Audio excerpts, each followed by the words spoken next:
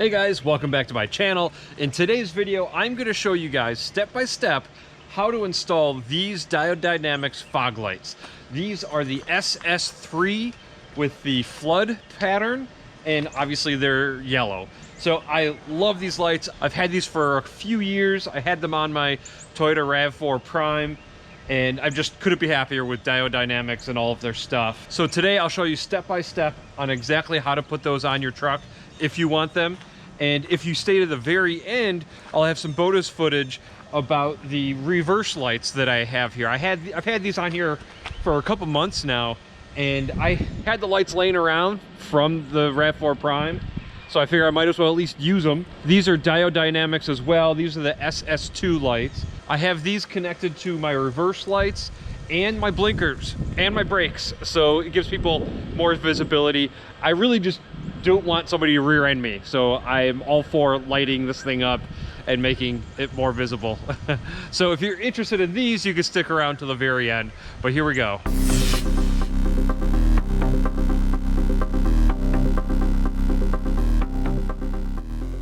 All right, we are going to continue by just simply mounting these brackets that come with these Diodynamics lights. Very easy. There's a little lock nut you just drop right there in place, and you screw the Allen head screw right in here using one of the washers. And I thought I'd leave my bezel here just to show you guys, because these were off my RAV4 Prime, I did have to replace this front bezel. Previously it had this curved bezel on it because that's how it fit into the front bumper, but I no longer need that, and I just wanted to go with a flat bezel. And Diodynamics lets that be really easy too, because it's just a few star bits, Torx bits right there, and the bezel comes right off. You can actually replace this reflector too if you wanted to. I like having the amber because it cuts through bad weather, but yeah, you could change that back to a different one if you wanted to. And then as an example, these are the mounting brackets that I had for my RAV4 Prime, which again, I no longer need. If you have a RAV4 Prime and you want this stuff, just let me know. Not sure what I'm going to do with it. And in this kit, it also has the mounting nut and bolt that you're going to need. They include instructions that are pretty self-explanatory, pretty easy stuff. So now that I have this mounted, it's time to get it on the truck. And here at the truck, I have these brackets that I purchased online. I'll have links in the description below. And there's already an existing bolt there that you just unscrew, put these brackets on, and then the rubber tucks right back down. I can't remember where I got these, I think eBay, but either way, I'll have the link in the description below if you want them. But that gives us a stable, strong mounting location for the light. And I actually got one over here already. Got everything tightened down. It will take some adjusting, so at night I'll have to go out and see how it is. I kind of have them angled out a little bit, but I'll have to play with that and see how it goes. But it's pretty strong. I feel like it's pretty good. Hopefully I don't lose too much range with these. But now it's time to get on the other one and do some wiring. And I really love how that looks. That looks pretty neat. So now for the wiring. First, you have to turn all these clips so they're sideways. Some of them pop out, and you just got to remove this panel. I showed this in the previous video, which was my dash cam installation video. So if you haven't seen that, you can go back and watch that. Oh, looks like I missed a couple. Kind of hard to do with this one-handed, but yeah, there we go.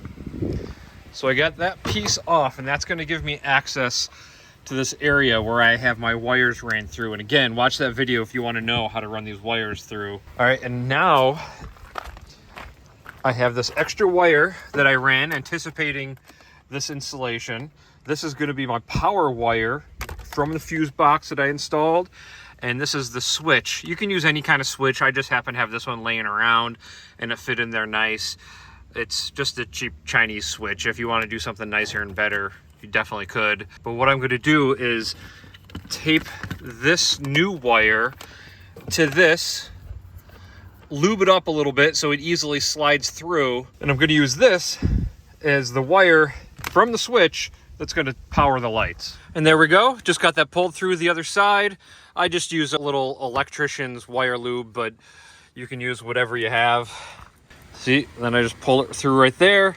So now I'm going to remove the electrical tape, pull the yellow wire back through and pull the blue wire this way. So next I just ran this blue wire right across the top here. It's really easy. You don't really need to tuck it or zip tie it. There's nothing, it's all plastic.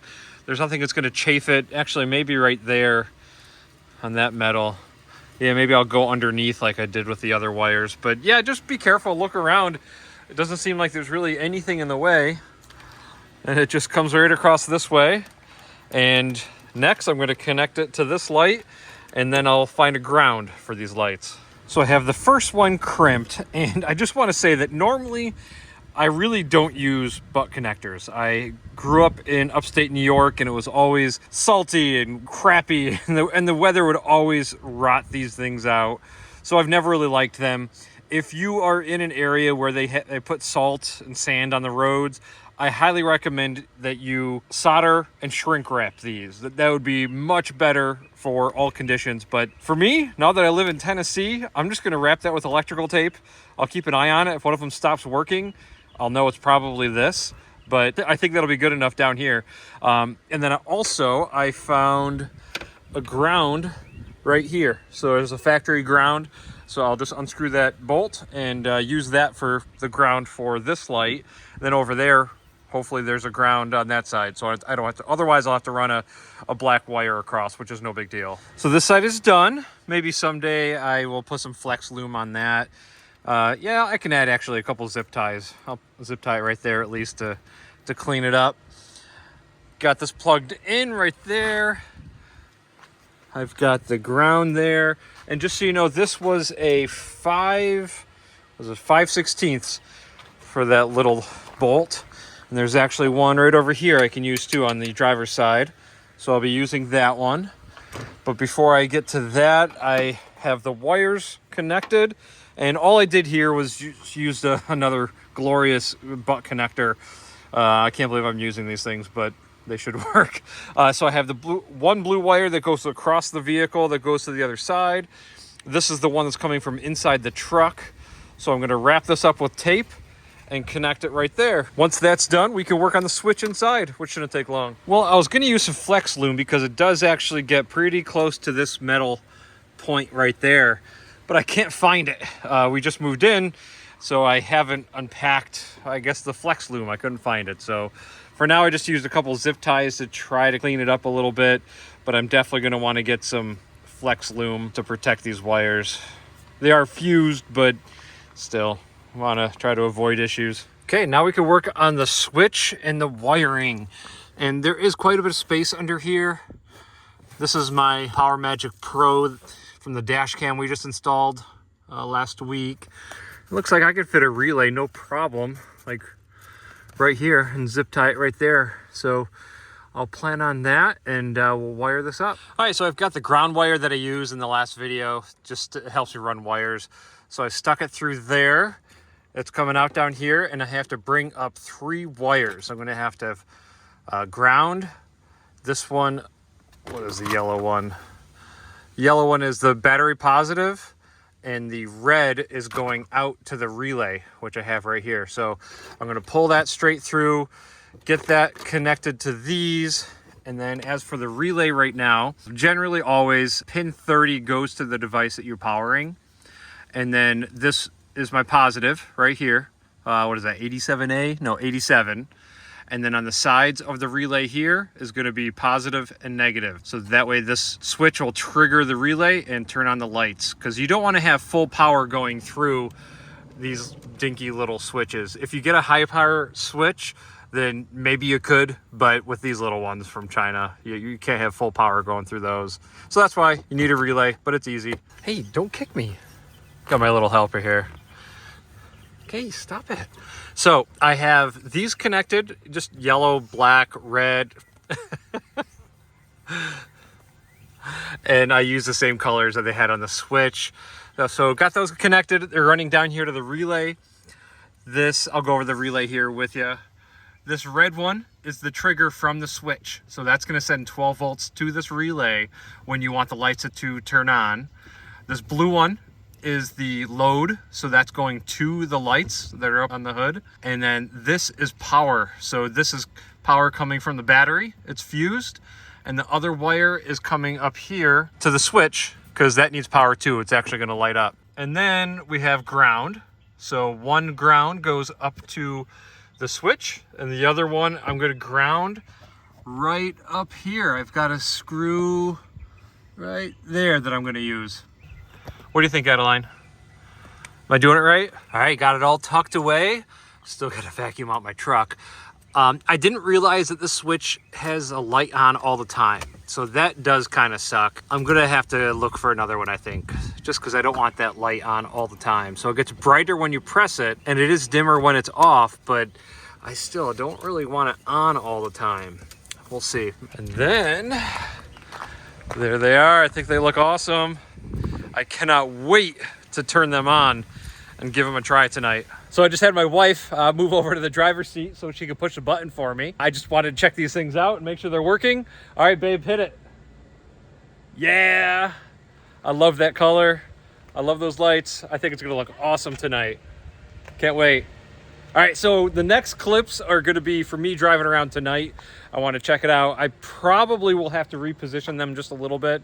We'll see. Maybe I got lucky and got it done correctly the first time, but I fully anticipate that I might have to move these a little bit. But let me know in the comments below what you think so far. They look pretty cool. Really excited to take this for a drive, so we'll go check it out and see how these new fog lights are. Well, I went for a drive with it last night, and for some reason the audio and video did not come out. So this is a video clip that I filmed that actually shows them on and working. I love these. I think they look awesome. I've been a big fan of Diodynamics lights for a long time now. And in this flood pattern, it really illuminates the left and right side. These are DOT approved lights. It's not a standard mounting location, so I'm not sure of the legality of using these, but I'm just going to consider these off-road lights. I wouldn't be using these on the highway or anything. But either way, I think they look great, they work really well, and I hope this video helped you. Now, for the bonus footage, if you want to stay tuned, you can see the Diodynamics reverse lights that I installed. They're the SS2 lights, and these are their newer version that actually has an extra LED inside of them that can be colored. They have a few different color options. These are the Sport version in the flood pattern. They are for just like extra visibility in the rear while reversing.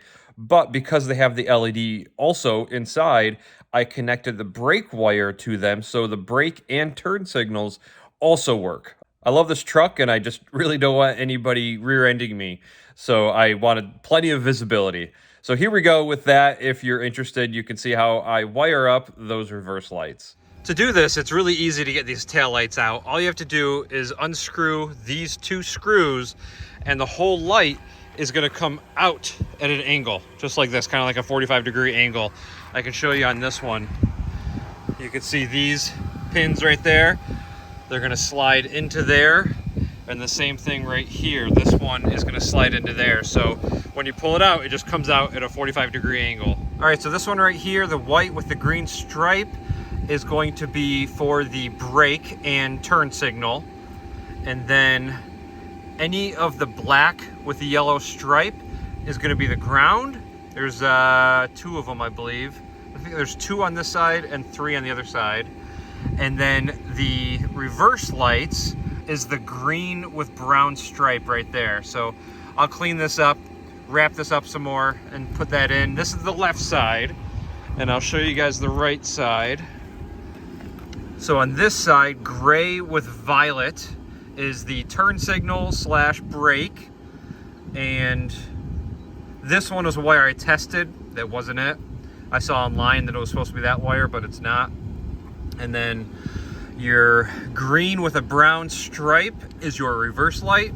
And again, the black with the yellow stripe is the ground. And it looks like there are just 2 on this side. So I'm gonna wrap that back up. Oh, and the wire just tucks right down there. So nice. Oh, let's get some focus in here. All my flex loom is packed, but I am gonna cover that all in flex loom when we get down to Tennessee. But yeah, pretty awesome, very easy. And I couldn't have done this without my helper inside the truck. Caleb's in there and he was pushing the brake for me. turn signals and everything. All right, so I've got both sides all wrapped up, all cleaned up, tucked back in the flex loom. And like I said, on the other side, I'm gonna have to get my flex loom when we get down to Tennessee so I can wrap this.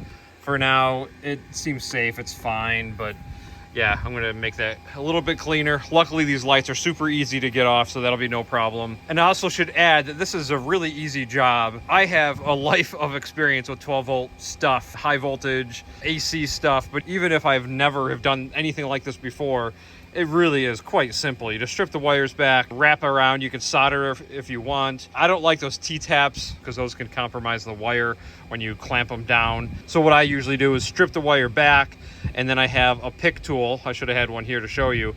I have a pick tool, then I just poke it through the center of the wire, and then I stick the new wire through that and then wrap it around. I've showed people in my other videos with the RAV4 Prime. Hopefully that helps.